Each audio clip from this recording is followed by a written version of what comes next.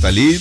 Le lancement des activités a eu lieu ce dimanche. C'était sous le monument du 22 novembre 1970. Plusieurs délégations, notamment de la sous-région, étaient présentes. Mais là, ce sont des sessions, c'est l'autre phase de ces festivités, sont des sessions délocalisées sur Mamou. Il y a déjà cette plénière qui a eu lieu là-bas en honneur à un des tout premiers présidents de l'Assemblée nationale, mais également des activités à réaliser de ce côté. Et des conseillers visitent la ville et découvrent des choses. Oui, les conseillers découvrent des choses. Il faut déjà dire que l'initiative est une suite logique des conseils ministériels qu'on a connus il y a quelques mois à l'intérieur du pays avec le Premier ministre Mohamed Beabogui. Le CNT qui délocalise donc cette session, qui va connaître la ratification de certains textes. Le communiqué l'a bien indiqué. Et on profite pour visiter certains établissements publics et se rendre compte des réalités.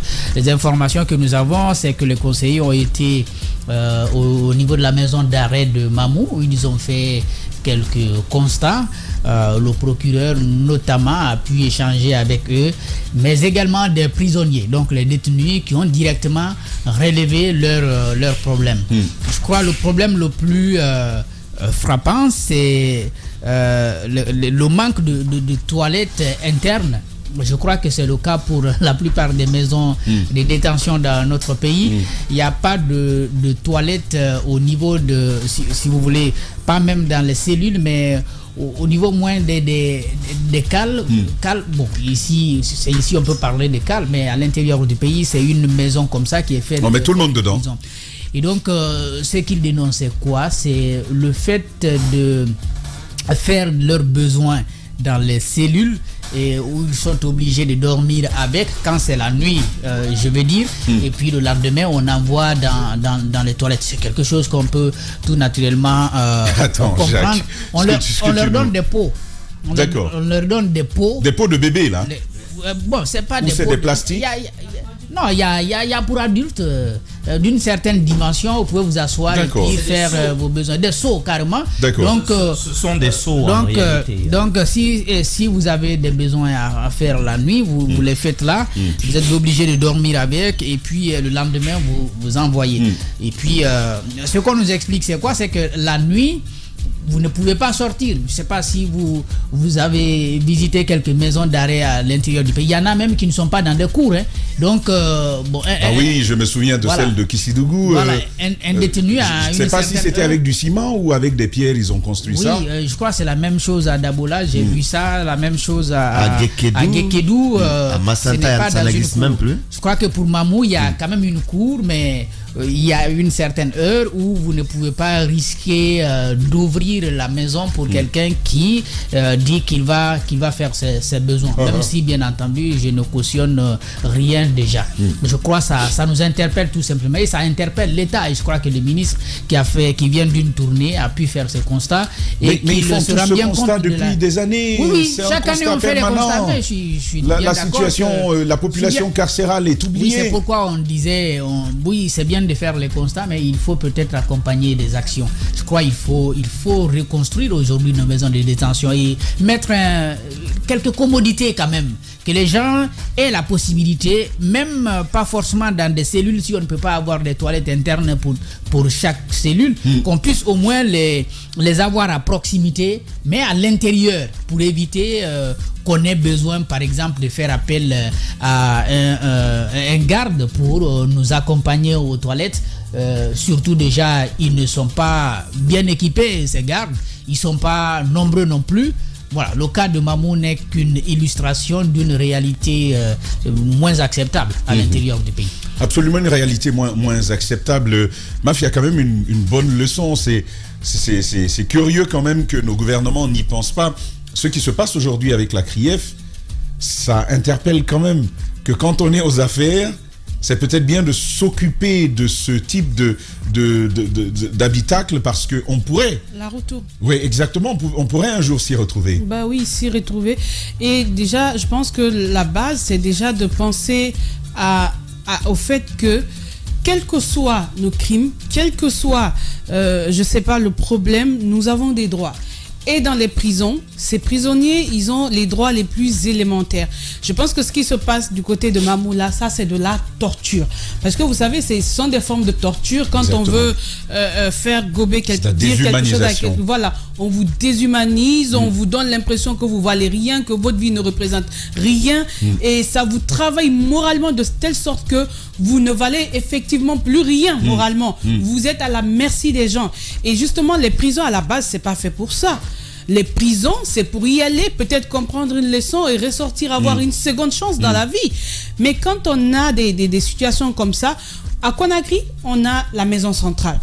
On l'a dit plusieurs fois. À la base, ce n'est pas la population carcérale qu'il y a aujourd'hui, ce n'est pas la capacité de la maison centrale de Conakry. C'est vrai. Le projet de Yerokogia qui ne porte toujours pas. Et quand on va dans le pays profond, on ne cessera jamais de le répéter, l'État a démissionné. Si au moins ici, il y a un semblant de travail, parce qu'aujourd'hui, on se rend compte qu'à la maison centrale, on essaie d'initier quelques constructions pour mettre certains prisonniers un peu plus à l'aise par rapport à leur statut et autres. Mais néanmoins, dans cette même maison centrale, il y a des gens qui sont vraiment dans des situations difficiles. Lors de la tournée du ministre, je crois que c'était à Sigiri, il a par exemple révélé, en plus de justement de ce cale transformé en chambre de passage, il y a ceux qui s'occupent de la prison, qui ont fait de la liberté de respirer, je sais pas, un marché. Vous voulez voir le soleil, vous payez de l'argent. Sinon, vous restez dans les cales, vous ne sortez pas. Oui, ça, c'est le ministre même qui a tenu ses propos. C'est les propriétaires du soleil. Oui, du soleil et de la nuit et de la lune, je sais pas. Du soleil, oui. Bah oui, vous voulez sortir, mais ça veut dire combien de fois ce qui se passe dans les prisons, c'est inhumain. Et il faut corriger. Et pour corriger, je pense que les constats, on a suffisamment fait. Chaque fois qu'il y a un ministre qui est nommé, il va pour faire des constats. Mais il faut que les actions suivent. Et ça relance encore cette problématique de continuité dans la suite des projets au niveau de l'administration publique. Vous avez l'impression que chaque fois qu'un ministre vient, ce que l'autre avait fait, il est obligé de reprendre. Alors que je pense que les constats, là, par exemple, cette tournée que Charles a fait cette fois-ci, il doit y avoir un document qui fait l'état des lieux, qui informe celui qui viendra après lui, supposons qu'il y a le besoin. Et peut-être une certaine proposition des solutions à apporter. Et partant de là, au lieu d'encore faire des tournées, pourquoi ne pas s'attaquer au problème? Je pense qu'on pêche par là aussi. On est souvent dans le constat. Tous ceux qui viennent veulent faire des constats. Et des constats pour ne pas qu'il y ait... Non, pour la tournée de Charles, c'est peut-être plus une tournée de prise de contact. Mais honnêtement, il n'avait pas besoin de lui. De toute façon, c'est pas lui qui va faire un état des lieux. En fait, moi, je te parle de la méthodologie en général. En fait, on n'a pas d'action forte encore sur le terrain. Sinon, ces prisons dont on parle à l'intérieur du pays, ça ne demande pas pour beaucoup de cas des milliards. On demande des constructions, des toilettes publiques et pour hommes et pour femmes, des matelas, peut-être des petits lits, une organisation pour l'alimentation, parce que même là, c'est un problème. Une organisation pour le traitement à l'intérieur des médecins, des prisons, ça aussi, c'est un problème. Ça ne demande pas, je ne sais pas, des miracles. Il y a aujourd'hui des Guinéens qui chôment, qui ont besoin de travailler. Ce qu'il faut, c'est d'identifier le problème, former des gens et pouvoir les mettre. Mais ça, on ne le fait pas. On est constamment dans les constats. Moi, je pense qu'il faut déjà aller vers le projet Yerokogia. Le projet Yerokogia. Il faut aller vers ça. Il faut une prison digne de nom dans le pays. On ne peut pas continuer à faire avec ce qu'on... Des prisons. Mais déjà, si on fait Yerokogia, parce qu'on estime que c'est le méga projet prison. Les autres, on va dire que c'est des mini-prisons en fonction des besoins des localités. Et ça ne demande pas franchement beaucoup de choses. Ce qui nous manque, c'est souvent de la vision, de l'organisation, parce que les fonds ne devraient pas manquer. Il y a des partenaires qui sont prêts à nous accompagner. Et l'État, le gouvernement, il n'y a pas plus crédible que le gouvernement dans un pays. Il faut déjà, il y a le budget national, il y a des partenaires, mais il faut établir. Mais je pense que dans l'ensemble, on a ce problème de vision par rapport à certains problèmes. Et la population carcérale, moi je pense qu'il faut avoir, je ne sais même pas que je pense, il faut absolument avoir du respect pour ces gens. On ne va pas en prison pour mettre fin à sa vie, pour se dire que c'est totalement fini. La prison, des fois, c'est peut-être pour apprendre des erreurs et pouvoir revenir. C'est pas pour détruire des gens. Et ce qui se passe dans nos prisons aujourd'hui, je pense qu'il faut tout faire, prier pour ne pas y être, parce que c'est inhumain, c'est dégradant. Et un État qui constate ça sur des années, pour moi, il faut sortir des constats maintenant. C'est pas mal en soi, mais je pense que avec tous ces constats, on a déjà la réalité. Ce qu'il faut, c'est apporter des solutions. Et ben pour les conseils nationaux, ça va ouvrir la voie à un regard plus critique sur l'action du ministère de la Justice. C'est tout l'intérêt d'avoir touché du doigt les réalités, parce qu'on nous apprend que l'infirmier, il a quitté. Mais les conseillers... Il n'y a plus de comment on appelle, spécialistes de la santé. Je pense que les conseillers qui se sont quand même succédés ne sont pas... C'est pas comme s'ils ne savaient pas ce qui se passait. Ils ont le privilège de pouvoir voir beaucoup de choses. Mais encore que, faut-il que des projets soient devant eux. Peut-être que certains initient des projets. Mais après, je pense que c'est l'importance qu'on accorde aux projets. Souvent, dans un gouvernement, il y a beaucoup de projets. On estime que ça, c'est prioritaire. Ça, c'est pas prioritaire. Non, on peut faire sur 5 ans. Et quand on se dit dans un pays que améliorer les conditions de détention n'est pas une priorité, voyez le résultat qu'on a. On va avoir maître Mohamed Traoré, qui est conseiller quand même donc au CNT. Il prendra la parole justement. Avec lui, on va évoquer à la fois cette présence de nos députés à Mamou, mais on va également aborder la question de l'état de cette maison d'arrêt. Que vous inspire tout ça, mon cher Daouda? Non, ça m'inspire plutôt le sens de la refondation de l'État dont on nous parle depuis l'arrivée du CNRD. Et parce qu'aujourd'hui, quand on parle de refondation de l'État, ce sont des aspects aujourd'hui à ne pas négliger. Nul ne pouvait à un moment donné imaginer qu'un Kassori, un Amadou Damaro, un Oye pouvait se retrouver en prison comme ça. Comme pour dire que c'est une réalité, comme l'a dit Maf, la roue tourne. Et Charles, on peut se poser la question, mais est-ce qu'il était nécessaire qu'il fasse tous ces tours? Mais il faut se dire qu'il a réussi quand même quelque non, chose. La tournée, elle peut être nécessaire. Mais un vrai travail d'état des lieux, lui-même sait que c'est pas lui qui va le faire. Mais il l'a dit. Il a dit à un moment donné. Et d'ailleurs, c'est déjà fait. Il y a des états des lieux disponibles. Il l'a dit à un moment donné. Peut-être placer ça rapidement à Séguéri. Ils vont lancer un projet d'extension de la prison. De la prison. À Macenta, ils ont posé la première pierre. Et ce qu'il a relevé également, il a dit, c'est à Gekelou, il a dit, je crois, Gekelou qui se dit quelque chose comme ça. Il dit, mes missionnaires m'ont menti. Parce que les réalités qu'il a trouvées sur place et les rapports qui lui étaient remontés, il y avait vraiment de la différence.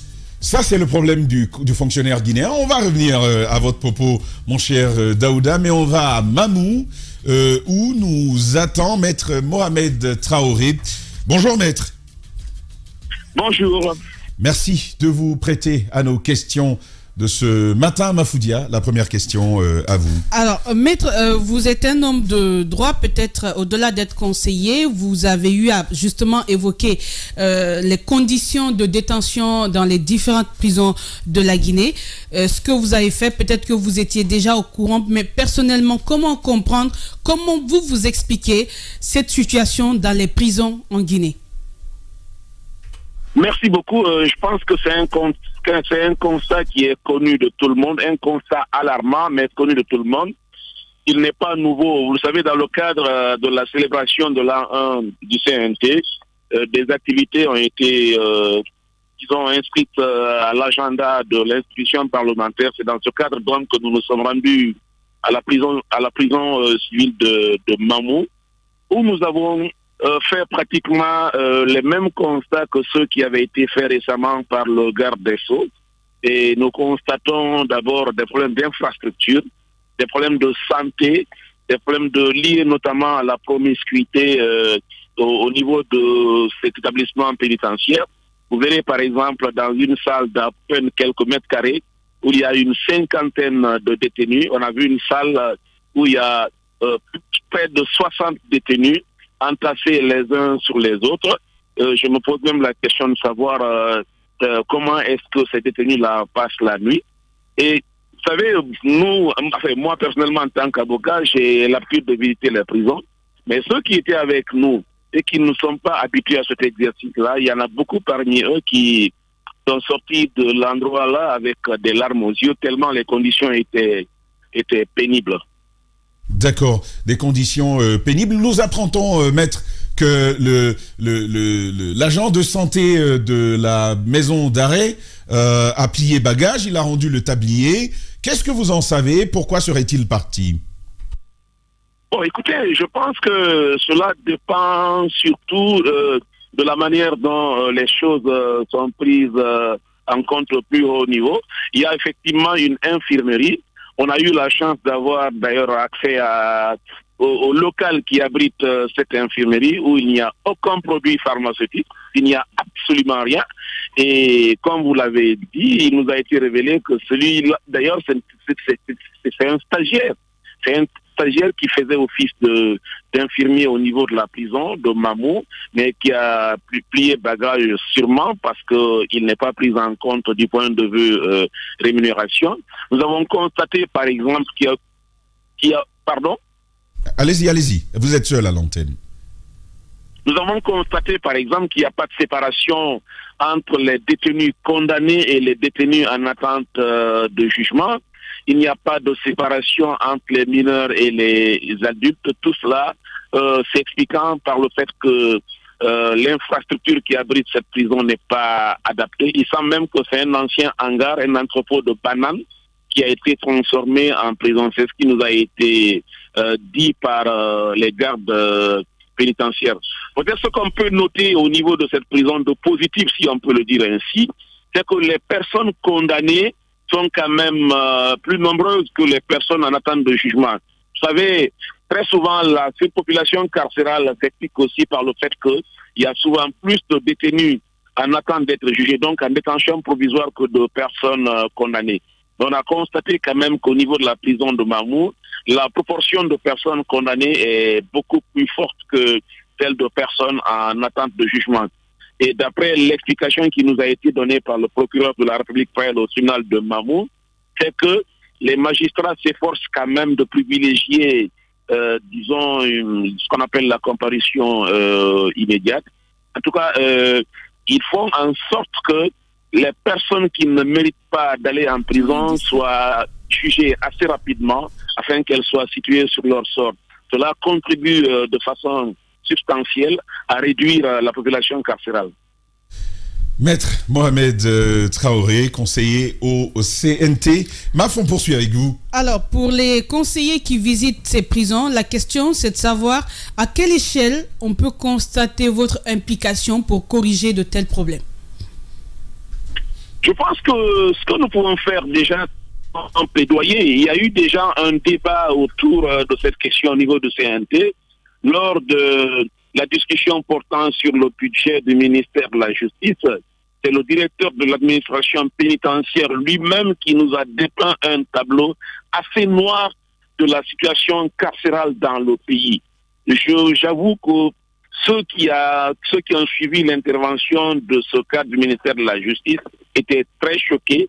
Je pense qu'il a même été envisagé d'organiser un débat général sur cette question précise avec le ministère de la Justice. À partir des constats que nous avons faits déjà, je pense que des recommandations seront faites. En tout cas, un plaidoyer sera fait au niveau disons, du ministère de la Justice notamment et du gouvernement de façon générale, afin que la situation soit corrigée, parce que les droits de l'homme concernent aussi les conditions dans lesquelles les personnes privées de liberté sont traitées. Ce n'est pas parce qu'une personne est en conflit avec la loi qu'elle a perdu tous ses droits. C'est peut-être un de ses droits, une de ses libertés qui est limitée, mais tout le reste des droits reste maintenu. C'est ce que nous avons fait comprendre aux gardiens de prison, mais au-delà, c'est ce que nous allons essayer de faire comprendre aux autorités concernées à travers un plaidoyer que nous allons faire. Est-ce que ça veut dire qu'il y a aussi besoin de formation pour toutes ces équipes, ces agents à tous les niveaux qui sont déployés, qui peut-être ne savent pas à quoi rime leur travail, leur responsabilité dans ces prisons? Il faut dire, vous avez parfaitement raison. Je pense qu'il y a un sérieux besoin de formation. Donc les besoins ne se limitent pas seulement à l'infrastructure ou aux infrastructures et à l'équipement de ces infrastructures.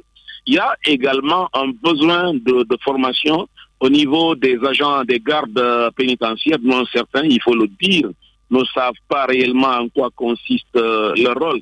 Et c'est pourquoi d'ailleurs, lorsque nous nous entretenions avec les détenus, nous avons demandé à ce que tous les gardes pénitentiaires s'éloignent pour ne pas exercer des pressions ou pour ne pas que les détenus soient intimidés et qu'ils ne puissent pas s'exprimer librement. Effectivement, les gardes pénitentiaires l'ont compris.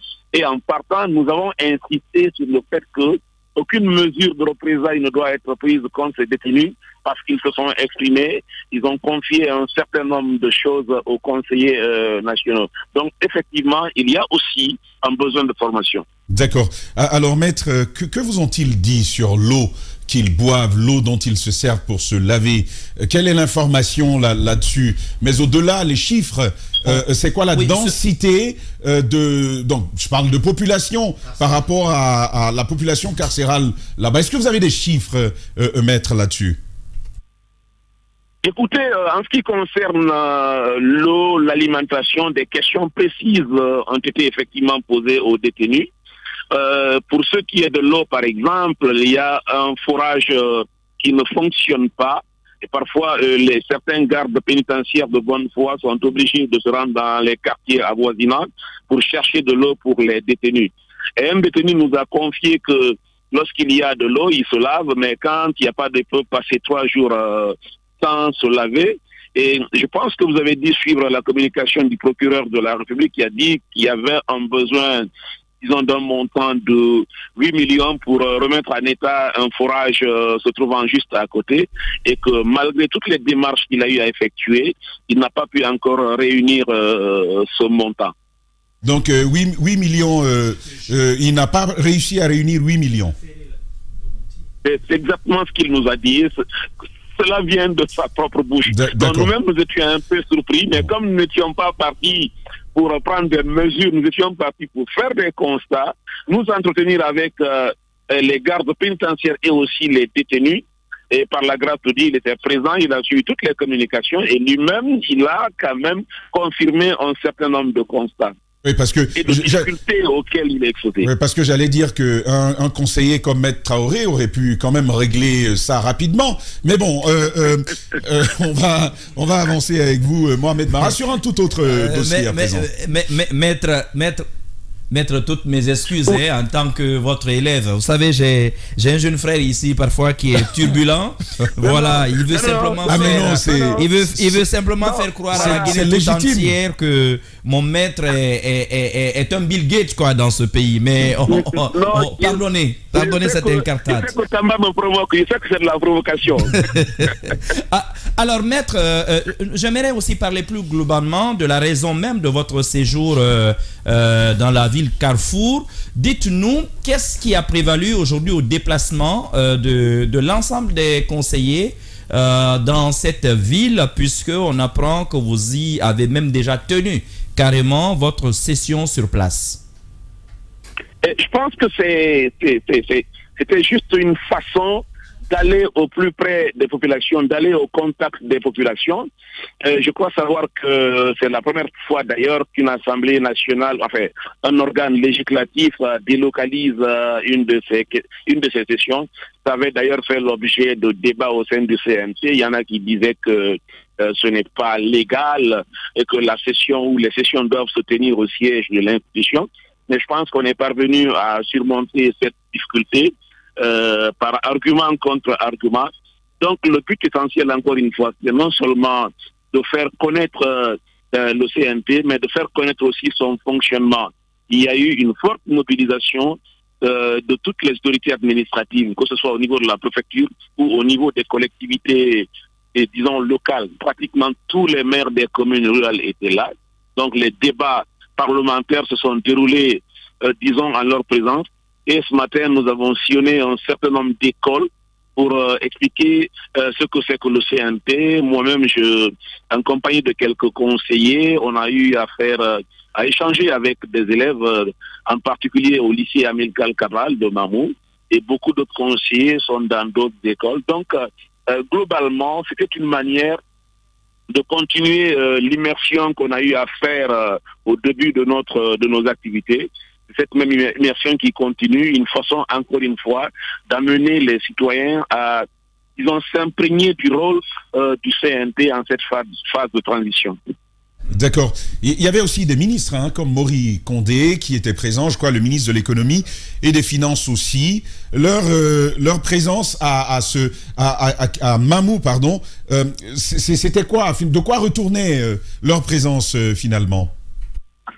En fait, il y avait 4 ministres. La ministre de la Recherche scientifique, de l'enseignement supérieur et de l'innovation, le ministre de l'économie et des finances, le ministre de l'administration du territoire et de la décentralisation et le ministre de l'urbanisme et de l'habitat. En réalité, il s'agissait, d'adopter, d'autoriser la ratification d'accords signés par, négociés et signés par la Guinée.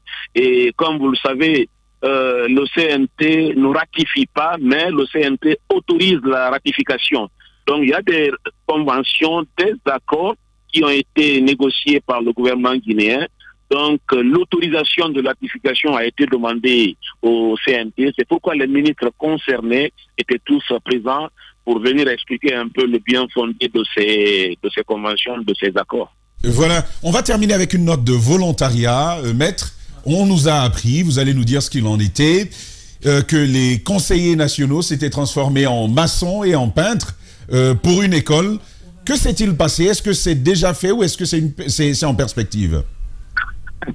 Non, en fait, pas en maçon, mais au moins pour une fois, en l'espace de quelques heures, les conseillers nationaux eux-mêmes se sont rendus à l'école Boubacar Biro Diallo pour passer une couche de peinture quand même sur l'édifice.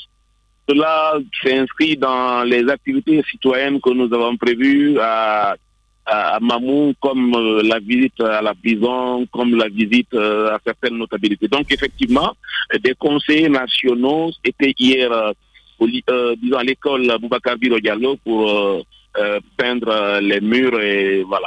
Donc j'imagine que le maître, c'était le président du CNT, c'est ça, dans ça, avec la peinture en main? Non, mais écoutez, le président lui-même n'y était pas, mais c'était pas l'essentiel. L'essentiel, c'était des conseillers nationaux. Voilà. Moi, j'ai eu la chance, enfin, pas chance. Moi, je n'étais pas parmi ceux qui peignaient l'école. Moi, j'étais choisi pour être parmi ceux qui rendent visite aux prisonniers. D'accord. Alors, est-ce que vous avez rencontré sur place le doyen El Hadj Boubacar Biro Diallo, qui est quand même, qui entre là dans sa 102e année sur place, vous aujourd'hui qui faites office de parlement? Il est prévu effectivement de le rencontrer, mais hier, lors de la session plénière, sa famille était représentée par ses filles notamment, et un satisfait lui a été décerné pour service rendu à la nation. Donc, je crois qu'une délégation doit se rendre même à Kourou, son village, pour le saluer, pour lui présenter le respect du CNT. Voilà, Maître Mohamed Traoré, qui répondait à nos questions depuis Mamou. Merci, Maître, de vous être prêté à nos questions. Voilà. Merci beaucoup, merci. On va donc marquer cette petite virgule et on se retrouve. Chez les GG, nous pensons comme Claudie. Malgré votre sincérité, votre bonne foi, vos détracteurs auront toujours la gâchette du mensonge facile. Alors avancez avec les grandes gueules de Radio Espace Guinée. Les GG ou le Temple du Savoir sur Adafo Média.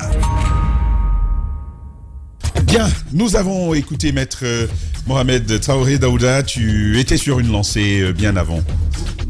Oui, j'étais sur une lancée et je parlais effectivement de la refondation, de ce dont on a besoin aujourd'hui, notamment dans nos prisons, parce que quand Charles Wright, j'étais effectivement sur son nom, quand il est passé par exemple à Guékédou et à Kissidougou, où il a relevé des choses sur place. Il a dit que les rapports qui lui étaient remontés lui mentaient plutôt. Ne correspondait pas à la réalité.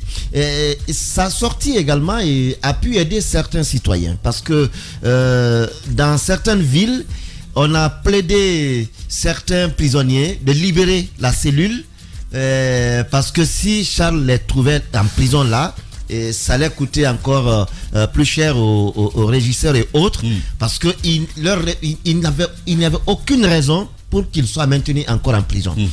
Donc le passage de Charles a permis quand même à ces citoyens de recouvrer leur liberté et très rapidement. Donc aujourd'hui, je crois qu'il faut davantage aller, parce qu'il faut sortir de ce mythe qui dit que quand vous construisez une prison, vous y séjournerez. Parce que ça, c'est dans la tête des gens, de nos autorités. On dit quand tu construis une prison, tu y passeras forcément. Mais il faut bien connaître des prisons. Si on a dans le plan d'administration les prisons, il faut bien en avoir. Écoutez, et en les ayant... Et parmi ceux qui nous ont gouvernés les grandes gueules ces dernières années, et peut-être même maintenant, il y a d'anciens prisonniers, alors que eux, on leur demande de construire les prisons. Eux, ils sont déjà passés par là, puisqu'ils n'y retourneront plus. Et puis là, le tour est joué là. Le sort ne se présentera plus. Alors, ce que je voulais dire pour terminer, c'est qu'il faut aller aujourd'hui dans le sens d'humanisation des prisonniers. Parce que un prisonnier n'est pas forcément quelqu'un qu'il faut animaliser aujourd'hui, qu'il faut détenir dans une situation.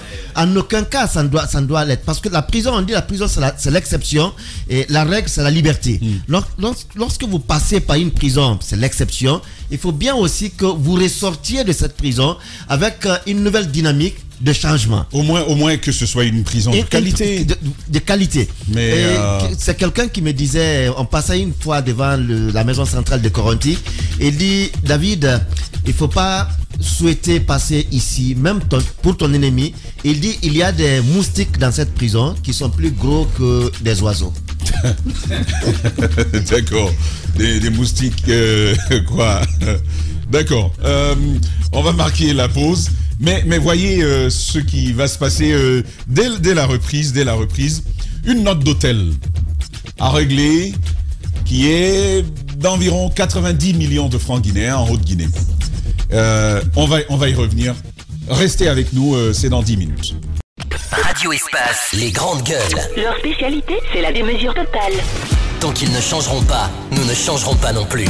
Les grandes gueules, à suivre tous les jours sur la radio d'opinion. Radio Espace.